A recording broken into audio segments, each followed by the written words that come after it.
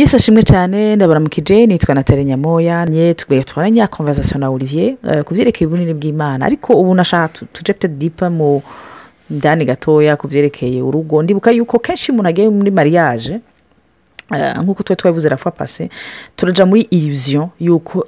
hewe tuje mu bintu vyiza vya grave kandi c'est vrai le mariage c'est une institution Imana yashizeho ariko kenshi twibagira yuko yayishizeho kubwayo Imana jewe vraiment ico kintu naronse mu révélation ndazi ko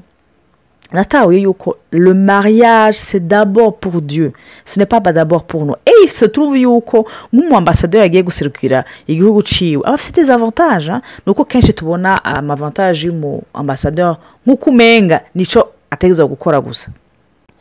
rero kenshi umuntu agiye mu rugo aragira cette illusion yibaza yuko okagira bihezagire nivyo nukuri hariho ivyamwa vyiza byo mu rugo mugabo kenshi hariho aussi des déceptions kuko tugera dufise rufatiro rutarigo rero mugabo je nashaka juste dushire ko duhagarire ku naho waragiye ufise urufatiro utarigo birashoboka kubona ubunini bw'Imana hari abantu benshi bagiye mu rugo bamaze gushikayo bakaba blessé bati ntibishoboka ahubwo nimwagira mariage je sinzi ibintu byaje gukora hari nabakubwiye ati je regrette de m'être marié sinzi na image abantu benshi bakunda kuvuga ngo urugo ni nka forteresse abariyo bashaka gusohoka biruka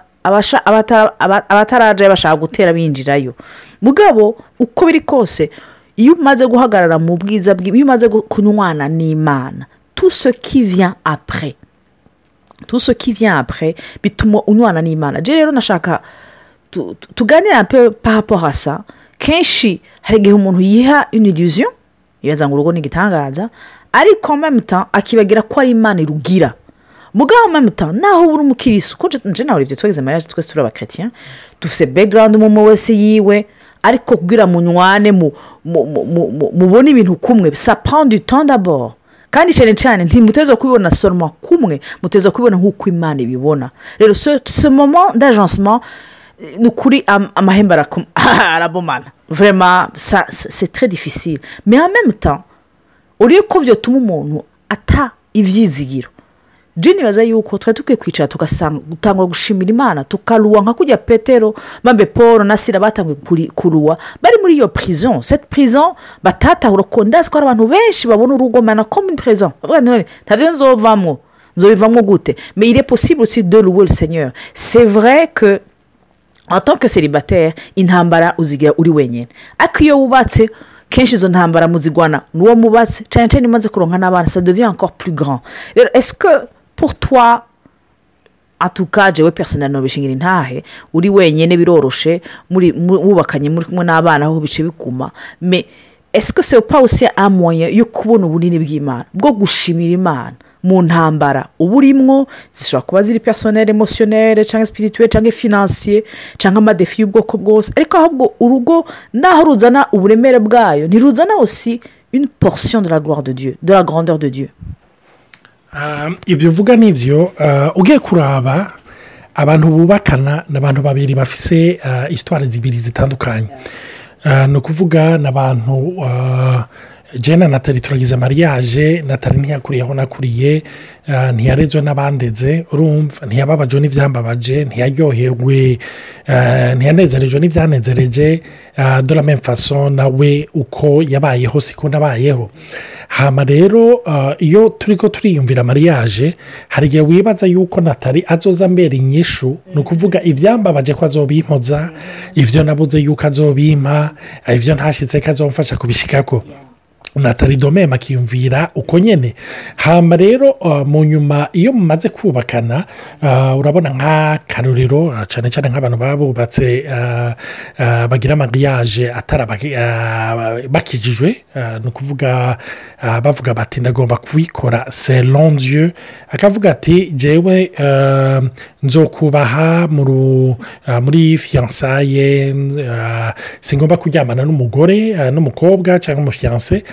ikintu kiba kenshi umuhungu yiyumvira mariage nk'ikintu kizomuha uburenganzira bwo gushobora kuryamana n'umugore cyangwa n'umukobwa bidacitse icyaha donc ku buryo iyo umuhungu ariko ariyumvira mariage avuga bizoba ryari kuko hariyo besoin uvuga iri mu mubiri naturere yifuza kwasuvisa hama akavuga ati sinshobora kubikora handeho du mariage kuko noba niyanduje noba ncumuye umukobwa nawe kubera gusoma kubera amafilime n'ibindi bitandukanye yiyumvira le prince charmant wa wundi azomwumviriza umwe igazoba babaye azomutega igitugu n'ibindi bitandukanye hama rero abo bantu rero bakaca bahura nk'uko bakunda kuvuga ngo c'est ma moitié hama rero ingorane kenshi iba none muhuye muri ama moitié ninde atangura kuzura kuko muca mumera nk'abantu baryamye ahantu hakanye umwe wese yikwegera ko ikirengeti urumva niko mu rugo bici biba umwe wese yikwegera ko iyo uri kurumviriza nk'abakupure afise ikibazo uzosanga kenshi nk'umugore iyo umwicaye iruhande akakubwira ibyiwe hari igihe wumva yuko umenga ariko aradekiriva satani nyine yambaye umubiri iyo naho uriko urumviriza umugabo nawe ariko aradekiriva umugore hari igihe umenga ariko aradekiriva novuga satani kazi urumva donc ukaca wibaza uti bimeze gute nuko umwe wese yari kwegera ko hariyo atante wajyanye mu rugo hari ikintu wagiye witeze yuko ubundi agiye kugukombla ubundi agiye kuguha mugabo mu nyuma ukaca wibaza uti none bigenze gute kubera ko umenya icyo kintu sidagishikako ariko ugiye kuraba no mu buryo rusange muri nature yacu hari ukugene dufise ukuntu kudashima kudahazwa n'ibintu turimwo ugiye kuraba nk'umuntu nakunda kubibona nanjye biramaze kunshikira katari gake ugasanga nk'umuntu ariko arashinga intahe ku kazi yaronse nukuri ukavuga uti aka kazi c'est la gloire de Dieu turiko tuvuga la gloire de Dieu c'est la gloire de Dieu qui s'est manifestée nukuri ubwiza bw'Imana ubushobozi bw'Imana Imana yamuteturuye mugabo haheze amezi ukumva umuntu ariko atanga umutwara ati jaka kazi nukuri nopfuma asubira kwicara muhira hakongira urumva donc turafise uko tumeze ivyo rero bidushikira hanze nivyo binadushikira no mu buryo bw'urugo kuko muri wewe hari ahantu wumva bitagushikiye hari ahantu wumva umenga ntibikuryoheye umenga atante wari ufise umenga ntibaye komble ukavuga uti none nivyo rimwe na rimwe rero ikintu tuco twibaza nk'abantu bakejijwe umuntu hari igihe yibaza akaca avuga ati kumbure narihuse naho uyu mugore yoba yaravuye ku Mana narihuse sinabikoze ku mwanya wo nanje byaranshikiye havyiyumvira nkavuga nti je naje muri uru rugo none kumenga natari ya hauteur de mes attentes urumva narinzi yuko muri uru rugo hewe nzocangira amahoro musesekara hewe nzoba ariko nkumva bingarakantu kabuze nkavuga none twarihuse canke siwe basha hari igihe umuntu usanga yaraporomotse yarihuse ugasanga hari abantu rero babyibaza uti kumbure usanga nariyenze ni ibintu satani atera mu byiyumviro byacu mu buryo bumwe cyangwa ubundi ariko la gloire de Dieu natari ngarutse kuco yavuze agitangura na igihe utaratahura yuko on se marie pour Dieu et non pour nous iminsi yose hazokwama hariyo agasopo kuko iminsi yose uzokwama umeze nka sanction sizene no yita mu kirundi ugerageza kunyunyuza ubundi gukwega ubundi kugira ngo agukomble ariko ingorane nuko uwo wundi uri kuranyunyuza nawe yaje afite objectif yo kukunyunyuza kugira nawe abe komble ariko iyo mutahuye yuko ni Imana mwimariye kubera Imana icyo naco entreta ni ikintu cadufashije gutuma dukura amaso kuri twebwe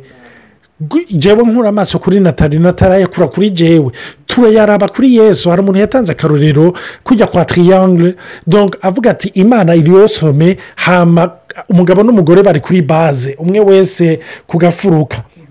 avuga ati kugira umugore n'umugabo bashobore kwegerana by'ukuri nuko bose bidirije vers le même sommet qui est Dieu Imana ibahezagira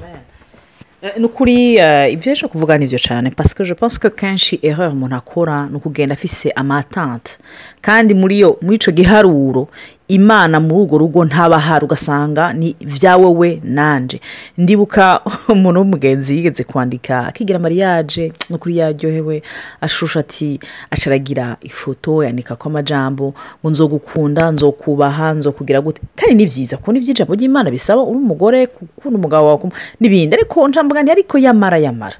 uri kubivuga nko kumenge ibizova muri wowe ni uzobishobora nukuri muravye igihe Imana yaremye Adamu na Eva nta maveu bigeze bagirana entre eux ntibigeze bagirana des vœux entre eux kuko baremwe d'abord pour le Seigneur. Amen. Rero ico gikorwa iyo ukitahuyemo ko kiva ku Mana ugimigisha kandi utangura muri base ya la grandeur de Dieu kuko nibaza ko kenshi tugwa muri iyo piège umuntu agiye mu rugo agenda atari ya compris akizera ko urugo ruzomwuzura nkuko babivuze comme si on était des moitiés. Ariko iyo umaze kunyonga n'Imana ugendana mu munezero wa la base de la grandeur de Dieu y'ubunini bw'Imana ubushobozi bw'Imana urukundo rw'Imana ku buryo uwundi mukorana hamwe ariko nimuza kwakana entre guillemets imigisha. Amen. Rero nibaza ko kenshi iyo piège turayigwamo tukaruhishwa tukagira gute ku buryo maintenant je commence à voir nta amadifera cahari aruzuye kandi azohagarika nkuko Olivier bivuze inosisi wacu donc tuzokoma turonka des oppositions hari gihe opposition imwe hera hakazihinduka ziti non c'est pas possible kera naridoga nkibaza ngo peut-être ugusenga bituma ingorane zihera. Non, ugusenga gutuma tunywana n'Imana kugira n'izindi ngorane zije ubuhagaze ushikamye ngureke Imana ikora ivyayo. Rero moi je trouve personnellement que le mariage m'a aidé kubona Imana mu yindi dimension kubona Imana mu bunini bwayo. Ndibuka ko ntivyigeze gutishinga iyo ntahe tukigira mariage je nari umunyeshuri Olivier agitangura gukora hama ntwarinda y'umwana w'umukobwa wanje wa mbere ataburyo dufise hama twarabonye Imana ariko nuko kenshi effectivement dukunda gushinga intahe y'ivyo Imana yakoze ariko tukibagira n'amarira n'ubwo batwagize muri iyo periode urategwa. Mais ce qui est curieux nuko après naho izindi défi ziza umenga vye nibora vyibagiye umenga ntivyigeze bihaba. Nashaka kuremesha yuko natwebwe naho aya madefi tukiyafise c'est vrai tugize ubwoba cyane nka kera kuko uravye nyuma uributswa Imana yakoze. Mais c'est vrai que nous avons toujours des défis de voir la grandeur de Dieu. Alors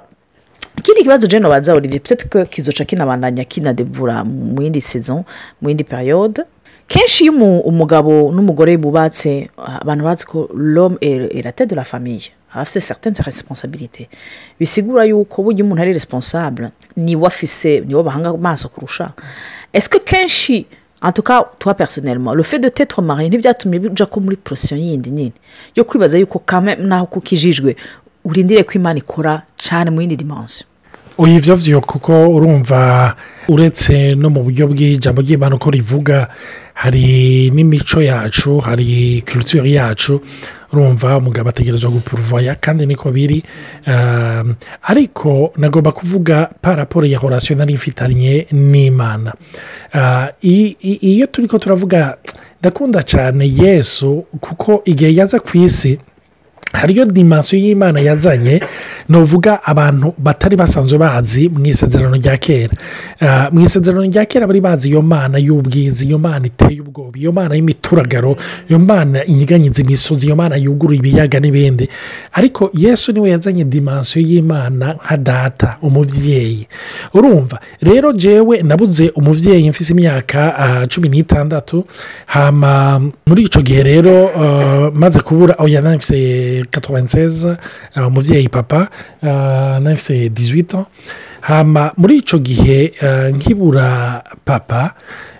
ndazi yuko ubuzima bwabaye perturbe mu buryo bumwe cyangwa ubundi hamwe umuntu yibaza ingene ibintu bizogenda n'ibindi ariko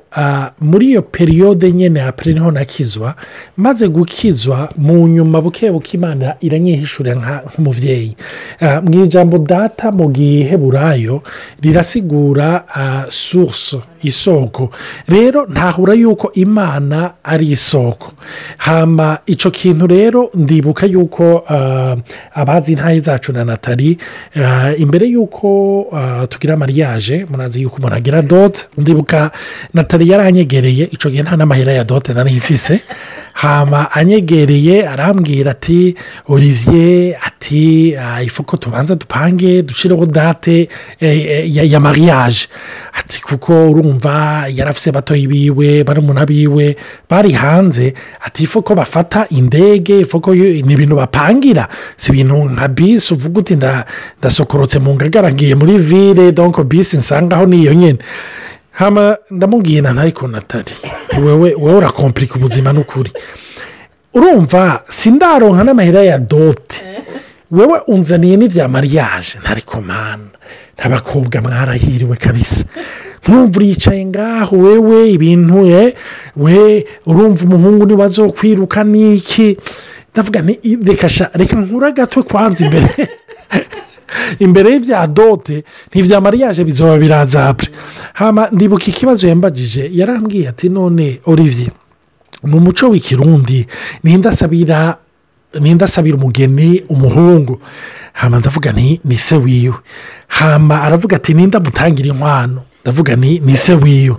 carambwira ati none we papa wako yapfuye ko wamuvuga yuko data imana ari data ati ntiwibaza yuko ishobora kubigukorera ndavuga nti bien sûr caravuga ngo none yo gukorera ivya dote ikananirwa n'ivya mariage numva aransinze numva birankozeko rero novuga urugo rwacu n'imbere y'uko rutangura mu buryo bwa mariage no muri fiançailles twatahuye ko imana ariyo source nico gituma rero pression nubwo yabihari de façon culturelle ntiyari indemereye cyane kuko mu buryo twavugana na natali ntiyaranshize k'amaso nk'umugabo apurva atuno besoin ariko warumva yuko à travers moi niyo tuvugana amabezo n'ibindi bitandukanye kandi twaraciye mu buzima butoroshe bene data mwumva nagomba kukubwira nawe nimba uri kurabicamo nturi uwa mbere nturi uwa nyuma kandi nawe uzoshinga intahe urumva kandi hari n'ibindi yagukuyemo rero twigiye hamwe guhanga amaso data ni ukuri nagomba kubabwira mwe muri ko muranyumviriza iby'imana yakoze bihambaye bikomeye rwose ni ukuri imana yaranteye iteka irabicishamo ariko je appris si formule zanjye si strategie zanjye nk'umugabo ariko ni imana nize kubona nka data ko masource ivyo ndabona ko yabigize rero kuva ndabitahuye novuga umutwaro waramvuye ko canke uburemere bwaramvuye ko hama ntahura ko ari umuvyeyi nawe rero ko avuga ngo umugabo n'umutwe nukuri yaracishije muri uwo mutwe n'ubu aracacishamwo mu buryo bwiwe ariko sinihanze amaso nk'umugabo ariko mpanze amaso data we mugabo we mutwe w'urugo rwacu odora yanje imana ibahezagire numva twahagarika ngaho imana bahezagire cyane turacarindira ibibazo muze mutwandikire mutubwire mugire umunsi mwiza amen.